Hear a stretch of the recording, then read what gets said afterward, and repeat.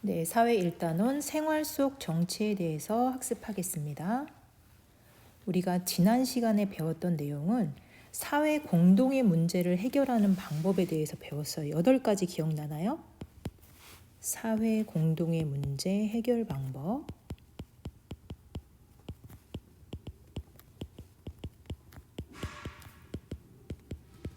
여덟 가지 아래에 사진을 한번 보도록 하겠습니다.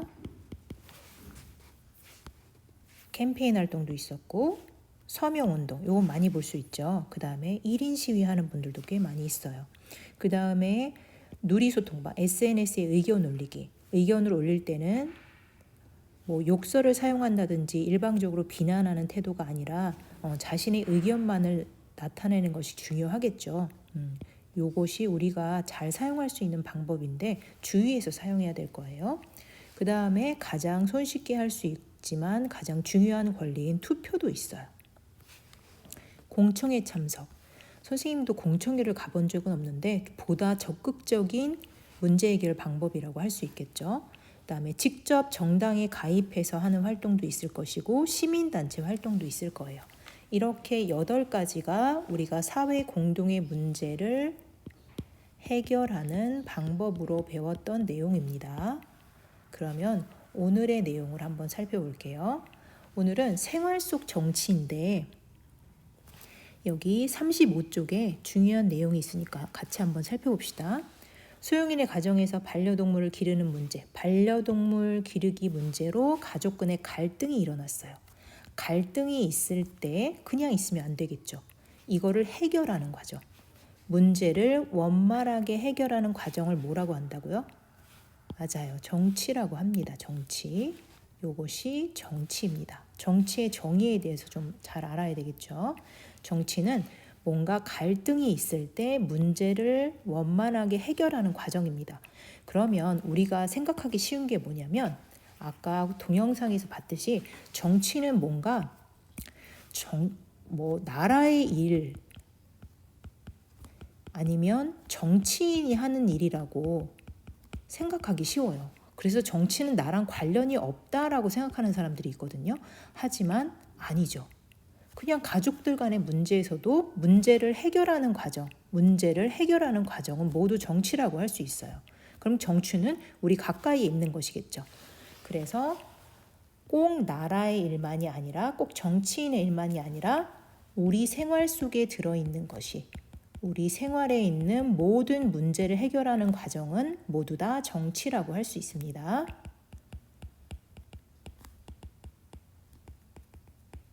그러면 예를 들면 가정에서 정치를 할 수 있는 예는 자, 집안일을 어떻게 나누면 좋을까?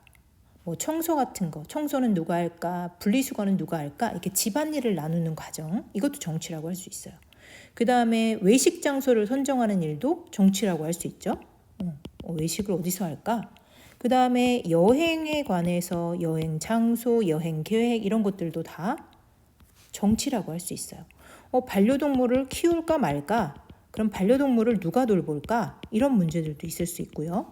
그 다음에 뭐 휴대폰 사용에 대해서 가족들 간의 갈등이 있을 수도 있죠.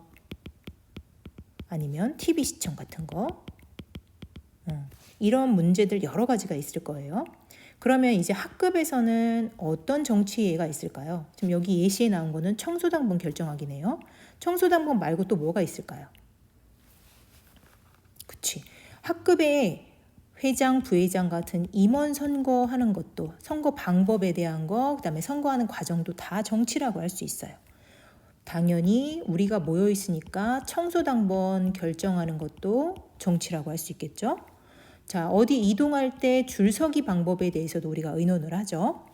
만약에 체육 행사가 있다면 체육 종목을 선정하는 회의를 할 수도 있을 것이고, 그 다음에 현장 학습을 갈 때 뭐 버스에서 자리에 앉는 방법 같은 것도 우리가 의논하는 방법이 되겠죠. 만약에 학급에서 학급 파티가 있다. 그럼 뭐 어떤 계획을 세워서 어떻게 진행할까? 그 다음에 교실에서 자리 정하기는 어떻게 하면 좋을까? 아니면 교신 진짜 많죠. 학급. 만약에 친구들이 누군가를 때려서 폭력이 자주 일어나고 있어요. 이럴 때 문제 해결은 어떻게 하면 좋을까? 그 다음에 뭐 장기자랑을 한다. 장기 자랑을 한다면 어떤 방법으로 어떻게 할까? 이것 말고도 여러분이 생각나는 거 다른 거 쓰셔도 돼요. 단 여기에 예시로 나와 있는 거를 제외하고 쓰시면 됩니다.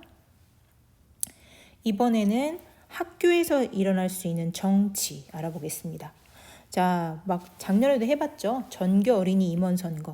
이거 당연히 정치예요. 여기 예시에 나온 건 쓰지 않도록 하고요. 또 뭐가 있을까요? 학교 전체로 논의할 수 있는 거. 뭐 복도를 통행하는 방법. 우리 우한조 이용하죠. 복도 통행 방법. 그 다음에 운동장 사용 방법. 그 다음에 여러분 자전거 타고 오는지 이런 것도 결정할 수 있는데 사실 학교에서 좀 정해주기도 하죠. 또 학교에서 학교 임원들이 어떤 회의를 하거나 아니면 학교 전체적으로 문제가 되어서 회의하는 것들을 생각을 하시면 돼요. 자, 이번에 마지막으로 지역에서의 문제. 자, 쓰레기 문제 너무 중요하죠. 이거 어떻게 해결하면 좋을까? 주민회의를 통해서 결정하죠. 여러분들은 여기 나와 있는 거 제외하고 쓰시면 돼요. 자, 만약에 마을마다 분리수거 방법이 다를 수도 있죠. 분리수거하는 업체가 다를 수도 있으니까. 그 다음에 신호등을 설치해 주세요 라고 하는 그런 건의사항이 있을 수도 있고, 아니면 어린이집 설치 문제, 그 다음에 어려운 사람들을 돕는 문제, 어려운 사람을 돕는 문제도 있을 수 있고, 그 다음에 뭐 필요한 걸 설치해 주세요 라는 것들이 있을 수도 있을 거예요. 여러분들이 한번 생각해서 지역에서의 정치는 무엇이 있을까 생각해 보세요. 자, 이걸 생각했다면 교과서 여기다 쓰는 것이 아니라 공책에다가 생활 속 정치라고 제목을 쓰고요. 정치의 의미를 쓰시면 돼요. 아까 우리가 35쪽에서 정치란 무엇이다 라고 배웠어요. 그 내용을 참고하시고 생활 속 정치, 학급에서의 정치, 학교에서의 정치, 지역에서의 정치를 예를 쓰시면 됩니다. 그럴 때 35쪽에 나온 예시는 쓰시면 안 되고 여러분이 생각해서 쓰시면 돼요. 자, 그러면 마무리해 주시기 바랍니다. 수고하셨습니다.